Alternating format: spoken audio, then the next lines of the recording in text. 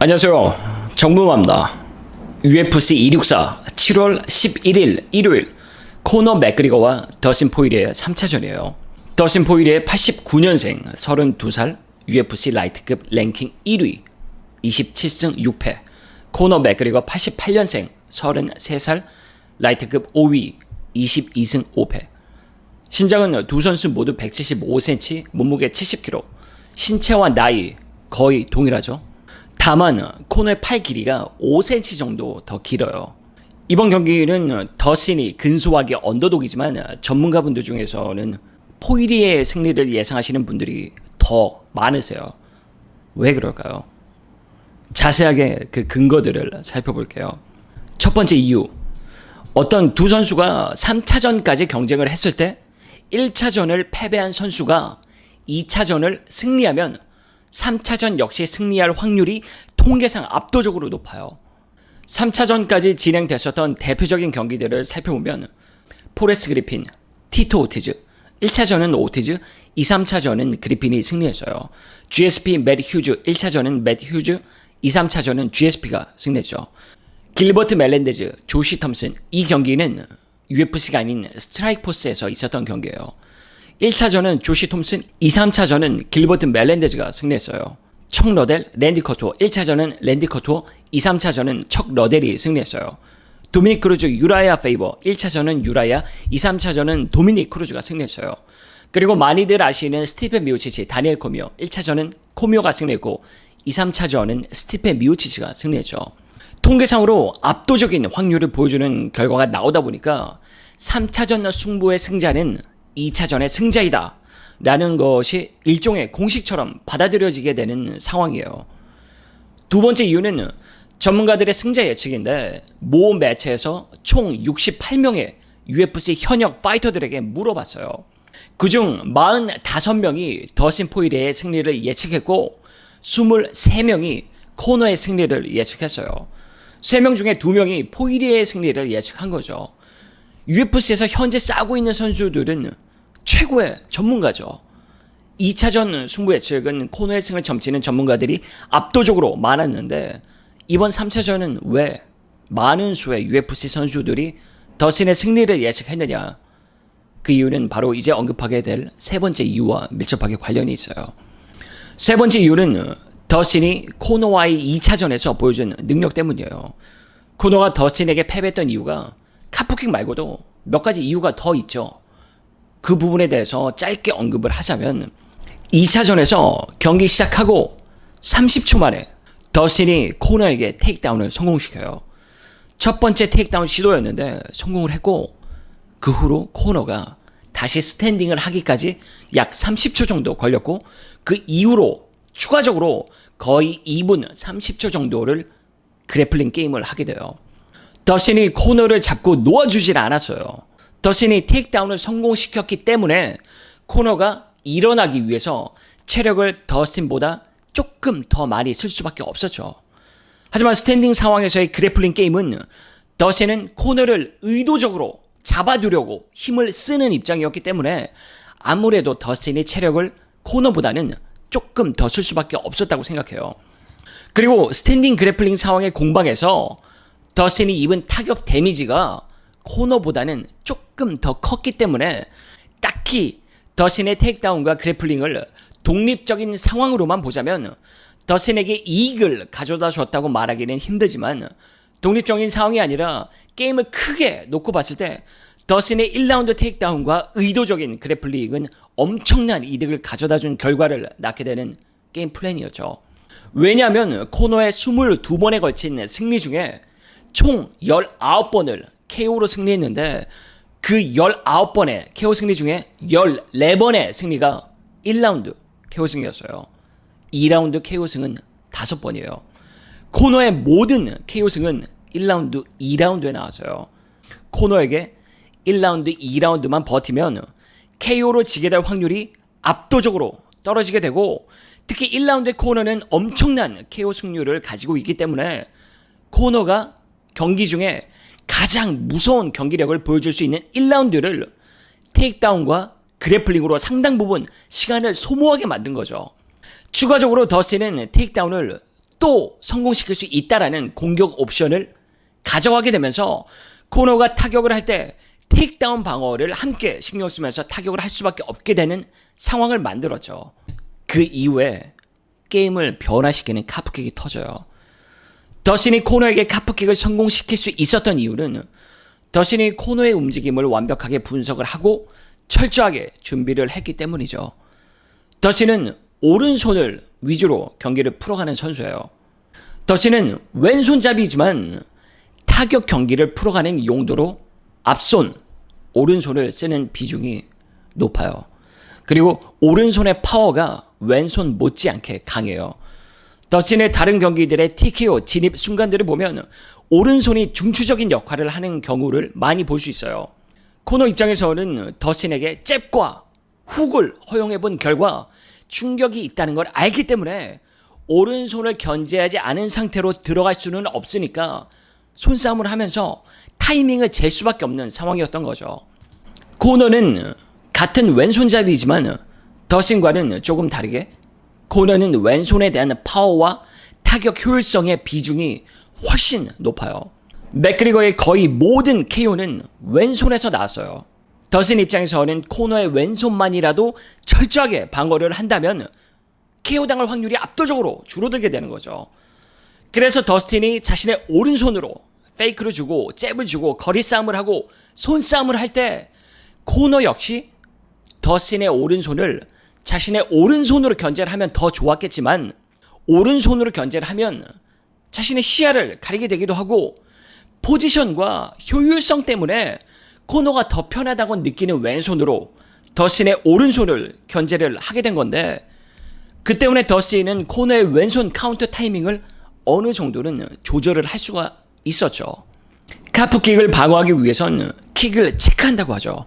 무릎을 올려서 킥을 맞거나 킥이 나오는 타이밍에 테이크다운을 하거나 킥이 나오는 타이밍에 카운터성 펀치를 내거나인데 더스틴은 오른손을 이용해서 코너의 왼손 카운터 타이밍을 뺏었다고 확신하는 순간 강한 로우킥을 찼어요.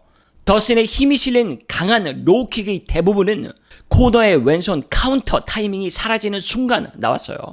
코너가 카프킥을 막지도 않고 테이크다운도 안 했기 때문에 코너의 왼손 타이밍만 뺐으면 비교적 적은 리스크를 가지고 카프킥을 찰 수 있는 거였죠. 그래서 결론적으로 이야기하면 코너가 카프킥 때문에 진 건 맞지만 오직 카프킥 때문에 졌다고 말하기는 힘든 복합적인 패배라고 보는 게 더 맞죠. 테이크다운, 카프킥, 그리고 맥그리거의 움직임을 예측한 카운터 등등 여러 전략적인 게임 플랜을 통해서 더신이 승리를 한 거죠. 반면 맥그리거는 자신도 모르게 끌려가는 싸움을 하게 되었기 때문에 전략적인 움직임이었다기보다는 그때그때 상황에 맞게 반응을 해야 했던 경기를 했고 결국 패배를 하게 되었죠. 더신의 승리를 예측하는 네 번째 이유는 전략과 경험이에요.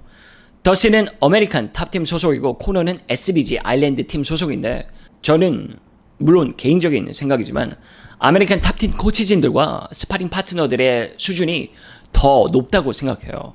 훈련을 준비할 때 더 효과적으로 준비를 한다고 생각을 하고 또 전략 역시 더 뛰어난 전략을 가지고 나올 거라고 생각을 해요. 경험은 코너가 2016년 이후 단 3번의 경기를 했던 데 반해 더신은 총 9번의 경기를 했어요.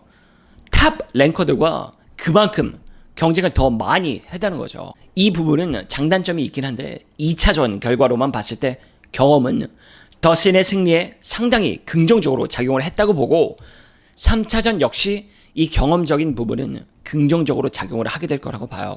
더신과 함께 훈련했었던 혹은 더신을 잘 알고 있는 선수들은 한결같이 하는 말이 있어요. 더신은 정말 훈련을 열심히 하는 선수다라는 거. 타고난 재능이 조금 부족할 수는 있지만 오랜 기간에 걸쳐서 열심히 훈련을 했기 때문에 타고난 재능을 가진 선수들을 능가하는 격투기 실력을 가지게 된 거죠. 더신은 테이크다운, 카프킥 그리고 차분하게 인내심을 가지면서 자신의 인파이팅 거리 안으로 코너를 끌어들이는 데 성공을 했고 코너를 위해 준비했던 카운터들이 효과를 보게 되면서 언급했던 큰 4가지 이유들과 그리고 플러스 여러 복합적인 이유들로 인해 경기에서 승리를 했기 때문에 UFC 선수들 및 전문가분들은 더스틴 포이리에의 승리를 예측하시는 분들이 더 많은 거죠. 이제 바로 승자 예측으로 넘어갈게요. 제 승자 예측은 코너 맥그리거예요. 여기서 영상을 끝내면 정말 웃길 것 같긴 한데 그러면 큰일 날 수도 있어서 계속 설명을 할게요. 사실 방금 설명드렸던 더스틴의 승리 요인들을 뒤집을 만한 근거들이 완벽하지는 않아요. 제가 왜 코너 맥그리거가 승자가 될 것인지 최대한 시청자분들이 공감을 할 수 있도록 설명을 해볼게요. 우선 더스틴의 승리 예측 근거들에 대해서 간단하게 반박을 해보자면 1차전에 승리하고 2차전에 패배했지만 3차전을 승리했던 선수가 없진 않아요. 있어요. 랜디 커투어와 비토 벨포드의 경기였는데 1차전 97년도에 랜디 커투어가 TKO로 승리를 해요. 그 후로 정확히 7년 뒤에 2004년 1월에 재경기를 해서 벨포트가 TKO로 이겨요. 같은 해 8월에 또 한 번 경기를 하게 되는데 랜디 커투어가 TKO로 이기면서 3차전을 승리하게 돼요. 지금 코너와 더스틴과의 상황과 흡사한 면이 많아요. 코너가 UFC 챔피언, 더스틴이 잠정 챔피언이 되기 전인 2014년에 경쟁을 했고 코너가 TKO로 승리를 한 뒤에 랜디 커투어의 상황과 마찬가지로 정확히 7년 뒤에 2021년 지금 커투어가 챔피언이 되고 난 후인 것처럼 코너 역시 마찬가지로 챔피언이 되고 난 뒤에 7년 만에 더스틴과 재경기에서 TKO로 지죠. 그리고 같은 해 이제 6개월 후인 7월에 더스틴과 재경기를 하게 되는데 2차전에 패배했던 선수가 3차전에도 진다라는 통계 결과를 그래도 뒤집을 수 있는 경기가 있었기 때문에 코너에게 통계상 희망이 없는 것은 아니다 라고 말할 수는 있어요. 그리고 UFC 선수들의 승자 예측 2차전에서 코너의 승리를 예상했던 선수들이 훨씬 많았었죠. 근데 더스틴이 이겼죠.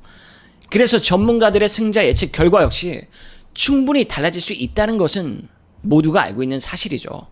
이제 카프킥에 의한 패배 및 전략, 경험 이 부분은 합쳐서 이야기를 할게요.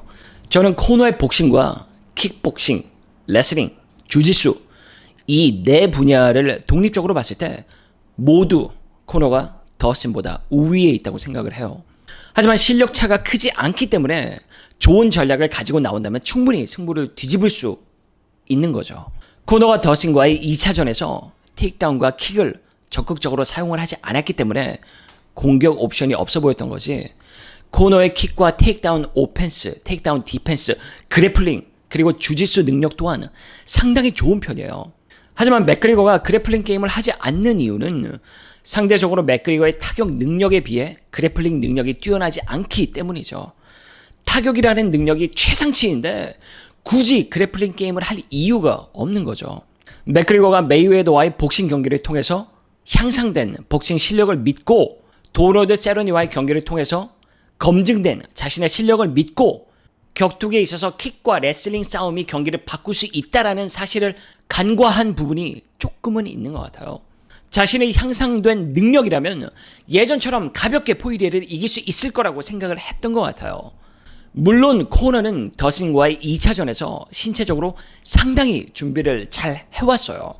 전략적인 부분에서 준비가 미흡했지만 그래도 잘 싸웠어요. 카프킥이 터지기 전까지는 잘 싸웠죠. 비록 테이크다운을 당했고 카운터를 허용하긴 했지만 더스틴보다 더 앞선 타격 게임을 하고 있었다라고 생각을 해요. 하지만 코너는 1라운드 55초 남긴 상황에서 승부를 가리게 되는 카프킥을 허용하죠. 코너 맥그리거의 패배 요인은 바로 이 카프킥이었어요. 물론 좀 전에 언급한 대로 카프킥만이 패배 요인이 아니고 복합적인 요인이 있었다고 말씀드렸지만 제가 카프킥이 패배 요인이었다라고 말하는 이유는 코너가 1라운드 55초 남았을 때 더스틴에게 허용했던 그 강한 카프킥이 펀치를 비유하자면 정확하게 턱 끝에 걸리는 펀치였다라는 거죠. 턱 끝에 걸리는 그런 펀치가 한 방에 경기를 바꿔놓는 것처럼 카프킥도 정확한 지점에 강하게 들어가면 게임을 한순간에 바꿔놓게 되는데 그 카프킥이 바로 코너가 1라운드 55초 남긴 상황에서 더스틴에게 허용한 그 카프킥이었어요. 그 카프킥 이후로 코너는 이전과 같은 게임을 할 수 없을 정도로 다리에 데미지가 왔고 추가적으로 카프킥을 더 허용하면서 결국 패배를 했는데 그 1라운드 55초 남았을 때 들어갔던 그 카프킥이 게임을 한순간에 바꾼 거죠. 보통 카프킥이 아주 강한 선수들이 상대 선수의 다리를 5번에서 8번 정도 차게 되면 그때부터 서서히 다리에 데미지가 쌓이면서 다리가 제 기능을 하지 못하게 되는데 드물게 한 방에 게임을 바꿔놓는 카프킥이 터질 때가 있어요. 예를 들면 션 오말리가 말론 베라에게 당했던 카프킥, 그리고 헨리 세우도가 마이클 존슨에게 당했던 카프킥, 그런 경우죠. 물론 코너가 그들처럼 확연하게 바로 상황이 바뀌는 카프킥은 아니었지만 충분히 게임을 변화시킬 수 있는 만큼의 데미지를 그 한 방에 입었다는 것 때문에 앞발의 무게 중심을 잃게 된 코너는 더 이상 게임을 이전처럼 진행할 수 없었고 그 이후로 코너의 공격과 방어의 모든 움직임이 효과적이지 못하게 된 거죠. 그러면 3차전에서는 코너가 더신의 카프킥을 방어할 수 있을까라는 생각을 하게 돼요. 카프킥을 완벽하게 방어할 수는 없는 킥이지만 카프킥을 어느 정도는 방어할 수 있는 여러 방법이 있죠. 코너가 복싱에 가까운 스탠스를 버리고 예전처럼 가라데에 가까운 스탠스로 간다면 조금은 커버가 될 수 있을 거라고 봐요. 가라데 스탠스 자체가 카프킥 방어에 더 효과적이다 라고 말하기는 어렵지만 코너가 더 넓은 스탠스를 가지고 포이리에와 좀 더 거리를 두고 싸우게 된다면 포이리에가 카프킥을 찰 때 코너의 뒷손 카운터에 대한 견제가 두 선수의 거리가 좁은 복싱 스탠스보다는 조금 더 어렵게 될 거라고 봐요. 그리고 거리가 있으면 맥그리거의 시야가 좀 더 넓어지기 때문에 카프킥에 대한 반응을 좀 더 효과적으로 할 수 있게 되는 거죠. 또 다른 방법으로는 더신이 카프킥을 찰 때 체크를 할 수 있죠. 무릎을 올려서 상대방의 카프킥을 막는 거죠. 물론 쉽진 않지만 정확한 타이밍에 무릎을 올려서 상대의 카프킥을 막을 수만 있으면 카프킥 공격자가 상대에게 줄 수 있는 데미지보다 카프킥 공격자가 입게 되는 데미지가 더 큰 경우가 꽤 많아요. 최악의 상황에는 앤더슨 실바가 크리스 와이드먼에게 당했던 정강의 골절 부상, 크리스 와이드먼이 유라이어 홀에게 당했던 것과 같은 정강의 골절 부상이 올 수도 있고 그 정도까지는 아니어도 카프킥을 차다가 상대의 킥 방어 때문에 카프킥을 찬 사람이 자신의 다리에 크고 작은 부상을 입게 되는 경우를 흔히 볼 수 있어요. 경기 초반에 카프킥을 많이 차다가 중반부터 안 차는 선수들을 보면 티를 내진 않아도 다리에 부상이 있는 경우가 대부분이라고 봐야 돼요. 카프킥이란 게 강하게 차면 찰수록 하이 리스크, 하이 리턴인 것 같아요. 그만큼 데미지를 줄 수는 있지만 그만큼 데미지를 받을 수도 있는 킥이고 그리고 한쪽 발을 고정하는 상태에서 다른 쪽 발을 들어서 찰 수밖에 없는 킥이다 보니까 킥을 찰 때 움직일 수 없다라는 점 때문에 상대의 카운터와 테이크다운에 취약한 부분이 있어서 타이밍을 잘 보고 쓰지 않으면 오히려 역효과를 불러올 수도 있는 공격이에요. 물론 카프킥의 모션이 작으면 작을수록 리스크는 적지만 그만큼 상대방에게 줄 수 있는 충격이 감소가 되는 거고 카프킥의 모션이 크면 클수록 충격을 줄 수 있는 타격을 넣을 수 있지만 그만큼의 리스크를 더 가지게 되는 거죠. 결론적으로 말하면 맥그리거는 카프킥에 대한 대비를 철저하게 해올 거예요. 코너가 네이트 디아즈에게 체력 때문에 경기에서 진 이후 체력이라는 약점을 보완한 뒤 경기에서 승리를 했던 것처럼 카프킥이라는 공격을 대비를 할 것이기 때문에 물론 카프킥을 완벽히 방어한다는 건 불가능하지만 카프킥 대비를 철저하게 한 상태라면 게임을 바꿔놓을 만큼 데미지가 강한 카프킥이 이번에도 터진다는 건 확률적으로 상당히 낮다고 보는 거죠. 맥그리거는 패배에 대한 변명을 하지 않는 선수예요. 제가 생각할 때 맥그리거가 격투기 선수로서 여러 장점이 많지만 엄청난 두 가지의 장점만 언급을 하자면 첫 번째는 경기를 취소하지 않는다는 거죠. 경기 날짜가 잡히면 무조건 경기를 해요. 몸에 부상이 있던 감량에 문제가 있던 경기가 잡히면 경기를 해요. 그리고 두 번째는 패배를 변명하지 않아요. 승리했을 때 패자를 놀리지 않고 패배했을 때 승자를 깎아내리지 않아요. 패배를 변명하지 않고 받아들여요. 물론 경기 후에는 비즈니스를 위해 관객들을 위해 다시 트래시 토크를 시작하지만 깔끔하게 패배를 인정하고 변명을 하지 않기 때문에 맥그리거가 카프킥에 대해서 구구절절하게 변명을 하진 않았지만, 제가 맥그리거 대신 변명을 하자면 맥그리거는 재수가 없었던 부분이 조금은 있어요. 카프킥이 하필이면 딱 그 스팟, 딱 거기에 맞는 바람에 그 한 방 때문에 진 거예요. 어떻게 보면 재수가 없었다는 표현이 거부감이 들 수도 있는 표현인데, 그렇게 치면 포이리에 역시 맥그리거와의 1차전에서 재수가 없었다고 말할 수도 있겠죠. 하필이면 옆통수에 펀치가 걸리는 바람에 졌다라고 할 수도 있는데, 제가 말하는 건 확률적인 부분이에요. 카프킥을 찼을 때, 특히 경기 초반에 그 한 방이 정확한 스팟을 때리게 될 확률은 상당히 적어요. 하지만 펀치에 정확한 스팟이 걸리게 될 확률은 상대적으로 카프킥보다는 훨씬 높죠. 맥그리거가 3차전에서 카프킥을 맞아도 한 방, 두 방에 2차전에서 받았던 게임의 승패를 가르는 만큼의 카프킥 데미지를 받지는 않게 될 확률이 압도적으로 높고, 더군다나 카프킥을 대비한 상태로 경기에 임한다면 카프킥에 의해 데미지를 받게 될 확률이 훨씬 더 떨어지게 될 거고, 카프킥 데미지가 없는 상황에서의 맥그리거의 신체 상태라면 포이리에게 전략과 경험의 어드밴티지가 있다고 하더라도 맥그리거가 승리를 할 것이다 라고 생각해요. 맥그리거가 더 이상 배고프지가 않다, 동기가 없다 등등 정신적인 문제들이 언급이 되는데, 이 부분은 각자 느끼기에 따라 다를 수밖에 없는 부분 같아요. 제가 느끼기에 맥그리거의 정신적인 부분에는 전혀 문제가 없다고 봐요. 맥그리거는 아일랜드 출신이에요. 그 나라에서 패더급, 라이트급 두 체급을 석권했어요. 사실 한 나라의 두 체급을 석권하는 것도 엄청난 일이죠. 그리고 UFC에 와서 패더급, 라이트급 두 체급을 또 석권했어요. 이 부분은 맥그리거가 엄청난 격투기 능력을 가지고 있다는 걸 부정할 수 없는 성적이에요. 그 이후로 메이웨더와 복싱으로 경쟁을 했어요.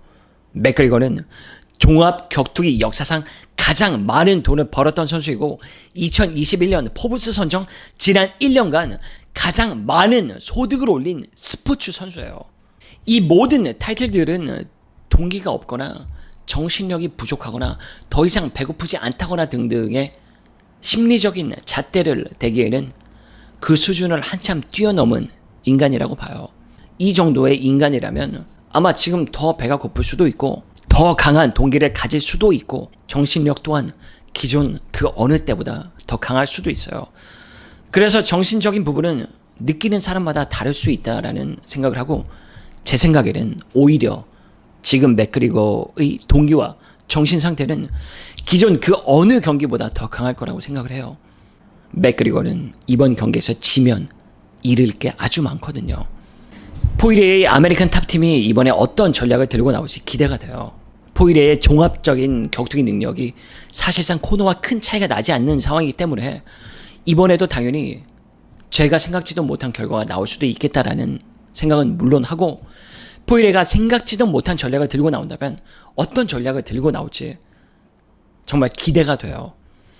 코너가 카프킥을 견제하려면 그만큼 타격 능력 또한 영향을 받을 거고, 경기 초반 테이크다운을 방어하려면 또 그만큼 타격 능력에 영향을 받을 것이고, 코너의 왼손 스트레이트 후에 보이는 허점을 겨냥한 더신의 카운터를 어떻게 상대할 것이냐 등등 코너에겐 풀어야 될 숙제가 많기 때문에 지금 코너는 많은 고민을 하면서 준비를 하고 있을 거예요. 코너가 승리한다면 1라운드 혹은 2라운드 KO 또는 TKO로 이길 확률이 제일 많겠죠. 1라운드, 2라운드 KO가 안 나오면 코너의 판정승이 나올 확률도 꽤 있을 것 같아요. 그렇게 되면 올해 최고의 경기가 나오지 않을까 싶어요. 서브미션으로 경기가 끝날 확률은 거의 없을 거고, 장기전으로 간다면 아마 이번 경기를 통해서 코너의 체력이 약점이 아니구나라는 걸 검증을 받게 될 수도 있을 거라고 생각해요. 코너와 더신의 타격의 실력 간극이 좁은 것처럼 포이레가 코너보다 우위에 있다고 여겨지는 체력의 간극 역시 넓지는 않다라고 생각을 해요. 코너가 초반에 상당히 강한 화력을 가진 것과는 다르게 더신은 초반에 상당히 강한 화력을 가지지는 못하지만 꾸준히 강한 화력을 가질 수 있다는 것인데, 이렇게 두 선수의 신체 발달 구조가 다르기 때문에 코너가 후반에 체력적인 열세를 보일 수는 있지만 어떻게 체력 안배를 하느냐에 따라서 또 얼마만큼의 데미지를 받느냐에 따라서 체력이란 건 다르게 보일 수 있기 때문에 어떤 전략을 가지고 어떻게 경기를 풀어나가느냐가 관건이 될 것 같아요. 이번 코너와 더신의 승자 예측 공약을 생각을 해봤는데 딱히 좋은 아이디어가 없어서 구독자분들이 댓글로 적어주시는 공약 중에 가장 좋아요를 많이 받은 벌칙을 하면 어떨까라는 생각을 해봤는데, 그러면 아마도 뭐 불알을 떼세요, 아니면 뭐 콧수염을 길러서 콧구멍에 넣고 1년간 사세요, 아니면 뭐 팬티만 입고 강남역에서 춤을 5시간 동안 추세요, 이런 댓글들이 좋아요를 많이 받을 것 같아서 제가 함부로 댓글 공약을 이행하겠다고 말하기도 약간 불안하고 뭔가 좋은 아이디어가 안 떠올라서 이번 경기는 공약 없이 편안하게 시청을 할게요.